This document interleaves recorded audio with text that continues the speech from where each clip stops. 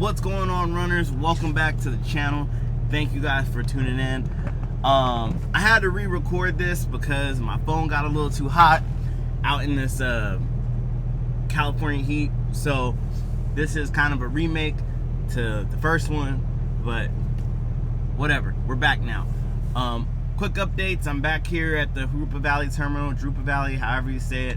I'm going home on home time, and as you can see, I kind of cleaned out my truck because I have to get it inspected before it goes back out on the road. But I wanted to do this video for y'all before I left. I'm gonna do a truck tour video too. I don't really have much in here. It's pretty much a basic truck, but I did one when I was up in Oakland. I might just upload that one, and it was kind of raw and uncut, so I don't know, we'll see how I feel. But let's get right into it. So if you've seen the thumbnail, you already know. I know it looks bad, but let me talk about Mclane and my time at Mclane. So if you don't know, Mclane is a food service company, and when I mean food service, they deliver. They're like your Core-Mark. You have Core-Mark, Gordon Foods, QDC, Mclane, obviously, Cisco, Sigma.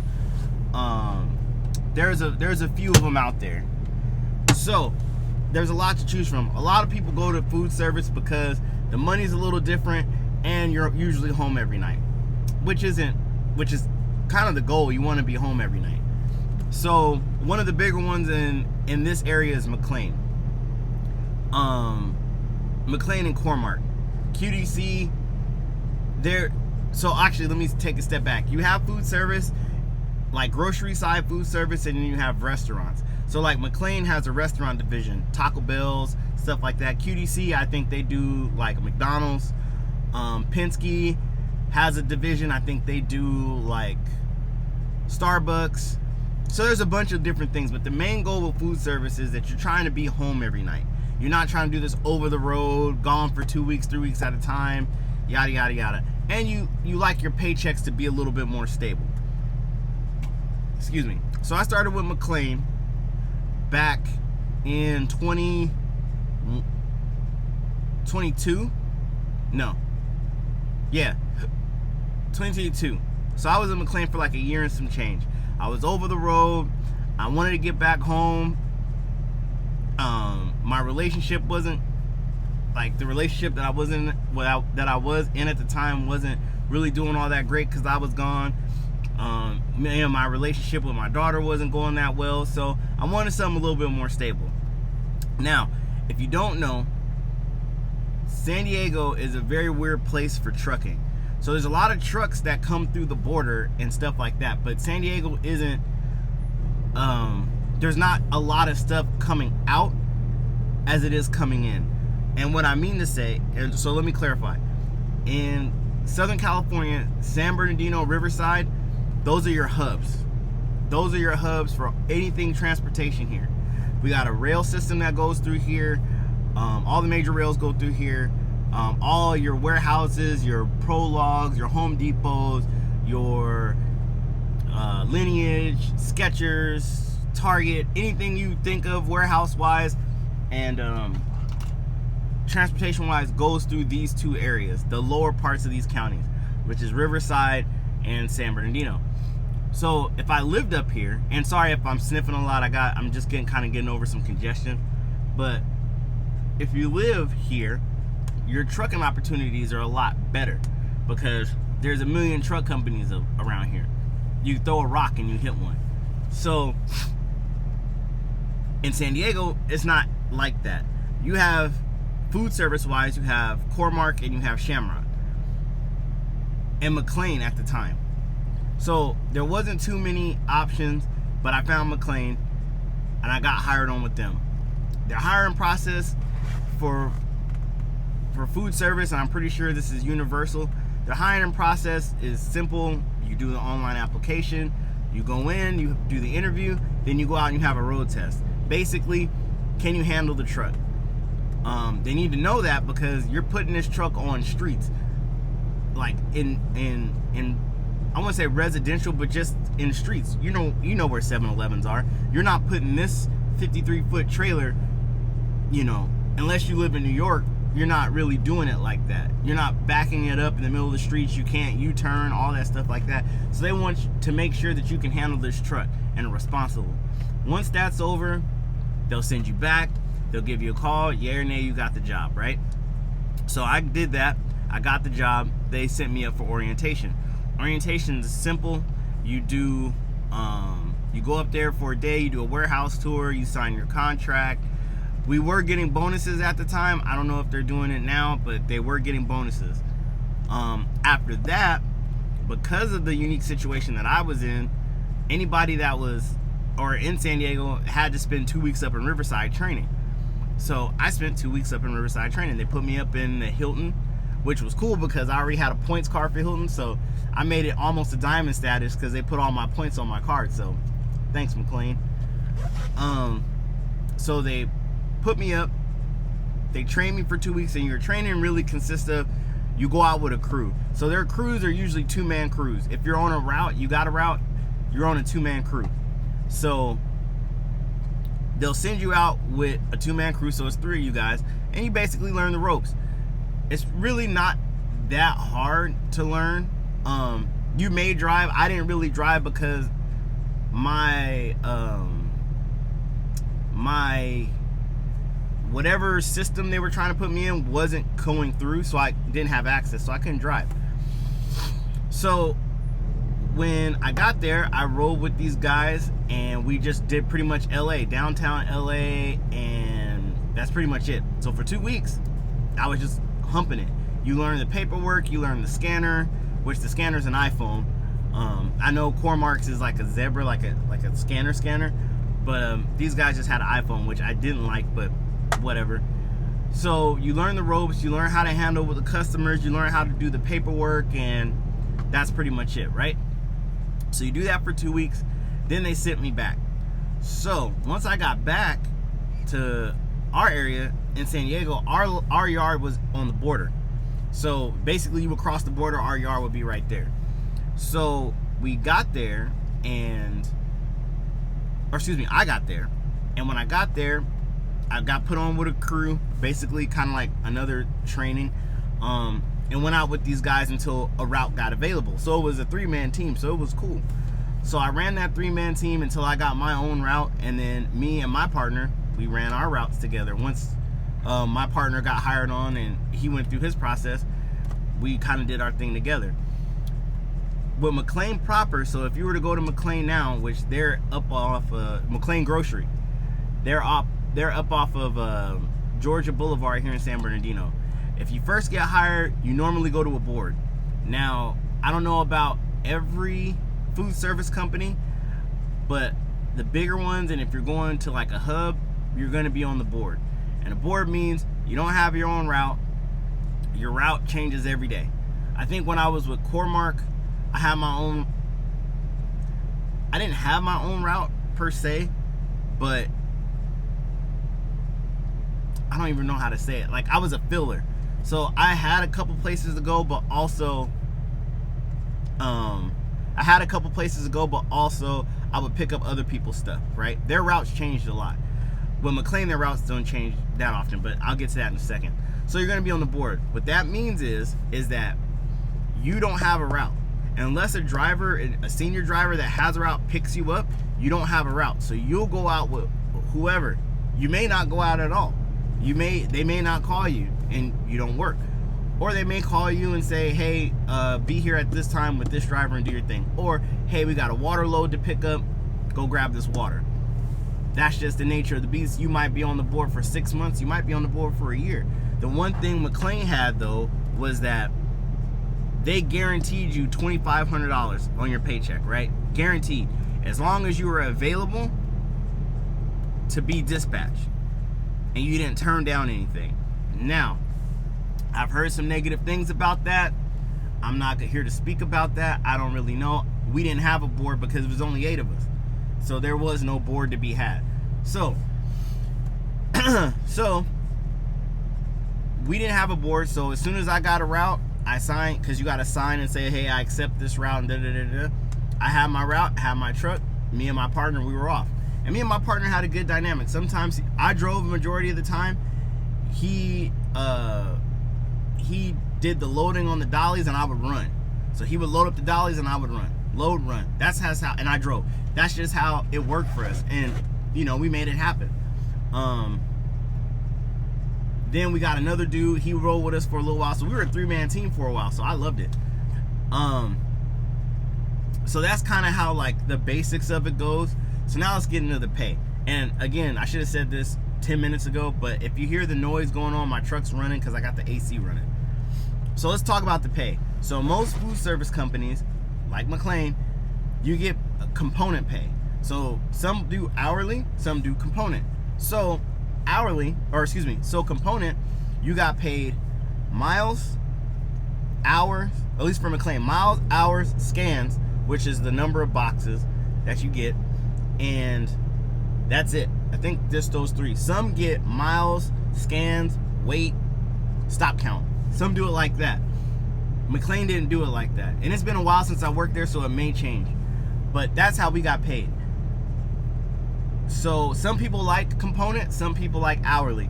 Component is good if you're heavier on one of your routes, on one of your days, than you normally are. Say you're lighter on one day and you're heavier on another day. Component pay works. Hourly, if you want more stability in your paycheck, hourly works. So it's a give and take. I'm not here to go over that. I know there's channels that do go that. I never worked an hourly truck job, so I wouldn't really know. But the big thing with the pay is that for most food service, your big days are the summer months. When I got hired, I was working in LA, and it's heavy because it's hot. People are getting drinks. Mclane, they service more 7-Elevens. They do pilots, like the truck stop people. I don't know what they do up in San Bernardino, but we did 7-Elevens, pilots, and a couple of mom and pop grocery stores. During the summer is when we were the heaviest. And I'm telling you, my checks for the first 2 weeks, or second 2 weeks, like I would be making almost $5K for 2 weeks after taxes, like $4,700 after taxes. Like, I was making real good money during the summer. Once the summer months end and you kind of go back to normal levels, you're looking at about, after taxes, like 36 to 4,000. That's how much you were looking at the time. So as you can see, that's really good money. You work for it, but that's really good money. So just keep that in mind when you're looking at these food service companies.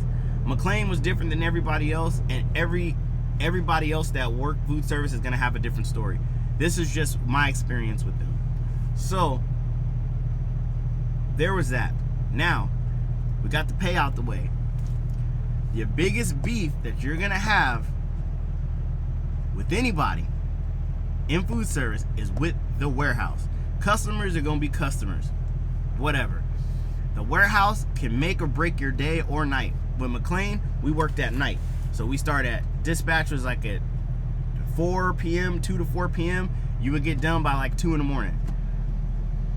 If they do not load these trailers right, it will screw your night up. You see the picture in the thumbnail. I'm not joking. There are days when I've opened that trailer and the loads were just spilled everywhere. And that's how we got it. Or the load will look fine and then we get halfway through and it's just all crap. It's just horrible. Broken glass, stuff like that. I even had one where they loaded, so on food service trailers, there's doors on the left and the right. You have your refrigerated side and your freezer side. I had one where they loaded all the product into the refrigerator and had this little bitty window for me to get all the refrigerated stuff. So I couldn't even get to the refrigerated stuff till almost the end of the night. So nobody's refrigerated stuff got delivered, and I'll be damned if I'm gonna go back and re-deliver all that because I didn't get paid for all that. So no. So there's times like that. There's times loads get flipped. There's times things come up missing. There's time, or not come up missing, that are missing, broken, stuff like that. So the warehouse, I get it. They got a hard job. But if you're gonna go work for one of these companies and work in the warehouse, please, for the love of God, take pride in what you do. Don't send a trailer out not stacked properly, not secured properly, none of that, because you're not the one delivering it. So when you're not the one delivering it, it falls over. Or if it falls over, you get to go home at the end of the night, at the end of your shift, and whatever. We got to stay out there and deliver that. That's like one of my biggest cons in food service with the two companies that I did food service with. Now, Core-Mark didn't really have this problem. A lot of their stuff was palletized. So Mclane, their stuff is just on the floor to the roof. Depends. With Core-Mark, everything's on a pallet and it's strapped in. So for the most part, you don't get a lot of tumbled over loads. You get a lot of totes, which are plastic heavy boxes that'll spill over. But other than that, no.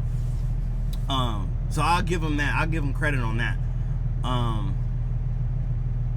What else was I gonna talk about? Oh, routing. So with Mclane, I know I talked about earlier about stop count.